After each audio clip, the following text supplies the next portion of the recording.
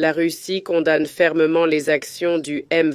Nous appelons à un arrêt immédiat des combats et au retrait des rebelles de ce groupe armé illégal des zones qu'ils ont prises. Nous exhortons aussi les forces externes à cesser leur soutien au M23 et à rappeler leurs unités militaires. Il faut reprendre sans délai les négociations à Luanda.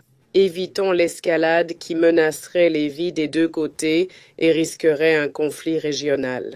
Les conséquences humanitaires nous inquiètent sérieusement. La situation au nord Kivu devient une catastrophe humanitaire sous nos yeux.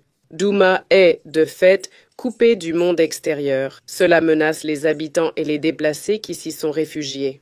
La Russie a officiellement condamné les avancées et les actions commises par le mouvement rebelle du 23 mars, en abrégé M23, un mouvement rebelle qui avait tout dernièrement officialisé la prise de Goma, une ville de l'Est du Congo, dans laquelle il y a actuellement de l'affrontement entre les forces armées congolaises, FARDC, et le mouvement M23 soutenu par le Rwanda. Dans cette vidéo, M. Vassili Nebenia, envoyé permanent de la Russie à l'ONU, a essayé de donner la position de la Russie. Et il pense que ce qui se vit actuellement à Goma, seule une résolution diplomatique peut résoudre ce problème. C'est pourquoi il est en train d'inviter ces deux parties, le Rwanda et la RDC, à revoir le processus de paix qu'ils avaient entamé à Luanda. Je vous invite à regarder cette vidéo jusqu'à la fin pour mieux comprendre. Monsieur le Président, nous remercions la représentante spéciale adjointe du secrétaire général, Hélène Van der Peer, pour son exposé.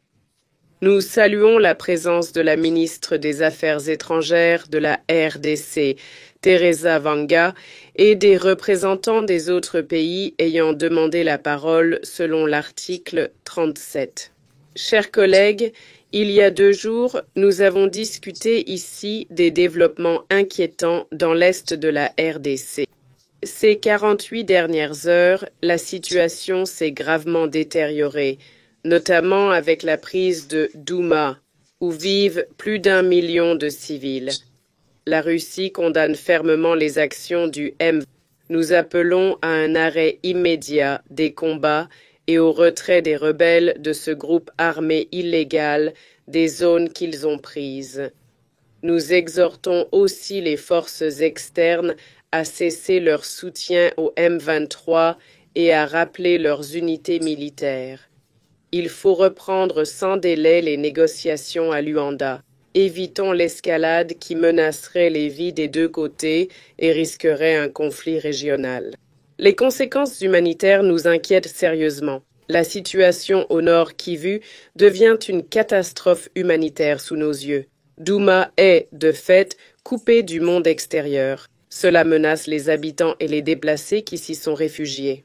Nos condoléances aux familles des victimes civiles, casques bleus et soldats sadistes. Nous sommes solidaires de la RDC et des pays ayant perdu du personnel. Nous leur souhaitons un prompt rétablissement. La Russie condamne fermement les attaques contre les casques bleus. C'est totalement inacceptable. On soutient pleinement la mission de l'ONU en RDC, ses chefs et les casques bleus. On condamne aussi les attaques contre la représentation diplomatique internationale. Ces actes n'ont rien à voir avec des manifs pacifiques. On presse Kinshasa de protéger les missions et le personnel diplomatique selon ses obligations. La violence à l'est de la RDC doit cesser. Mais il n'y a pas de solution militaire à cette crise. C'est clair que seuls des accords politiques peuvent résoudre ça. Le processus de Luanda reste le meilleur cadre pour trouver des accords. On a bien écouté le représentant angolais lors de la réunion du Conseil dimanche. L'Angola a dit que le seul obstacle à la signature d'une réconciliation.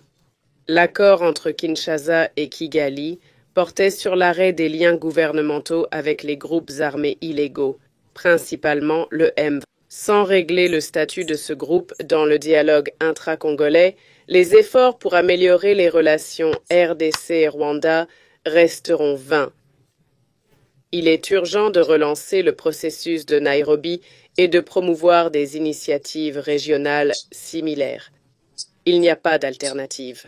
Monsieur le Président, les efforts de résolution de la crise échoueront aussi si les pays des Grands Lacs ne luttent pas fermement contre l'exploitation illégale et le trafic des ressources naturelles, dont la majorité, on le sait, provient de l'Est de la RDC, région en proie à l'instabilité. Les acteurs extra-régionaux et les grandes entreprises doivent revoir leurs liens avec ces ressources, car leur intérêt alimente l'approvisionnement illégal en minéraux de conflit. Les États ont tous les moyens pour arrêter la phase aiguë du conflit et pousser les parties à reprendre les négociations. Ces outils doivent servir à protéger les vies et à stopper la souffrance de centaines de milliers de civils. Hélas, nous avons tous constaté que la déclaration du Conseil n'a pas arrêté le M23.